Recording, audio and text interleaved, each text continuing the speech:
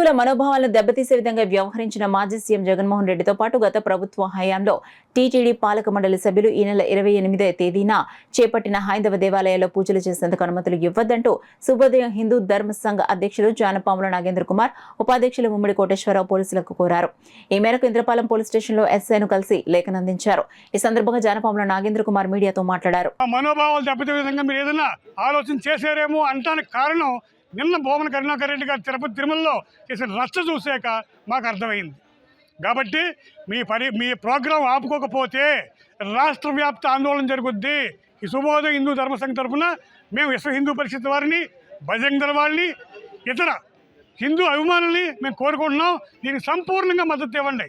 జగన్మోహన్ రెడ్డి ప్రతిదీ రాజకీయం చేయడానికే చూస్తున్నాడు. ప్రజలు వారు ఈవేళ తిరుపతి వెళ్తున్నారు, మన ఆయన ఇంట్లో సెట్ వేసుకున్నారు. ఆయన భార్య భారతీరెడ్డి గారు ఇచ్చిన ప్రసాదాన్ని ఇలా పట్టుకుని టిష్యూ పేపర్లో పెట్టి పక్కన పడేశారు. మనం టీవీలో చూసాం కదా. అంటే మన ప్రసాదం టిష్యూ పేపర్ కింద అయిపోయిందా? అంటే హిందువులంటే ఎటకారంగా కనపడుతుందా? ఈ విషయం మీద సుదీర్ఘంగా మేము అందరికీ కంప్లైంట్ ఇస్తున్నాం.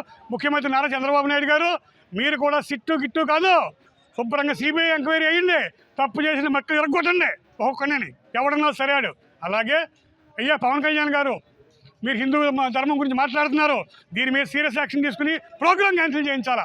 ఏలూరేని డిఐజీ గారు రేపు శనివారం జరగబోయే కార్యక్రమంలో ఏ గుళ్ళో ఏది జరిగినా పూర్తి బాధ్యత మీదే.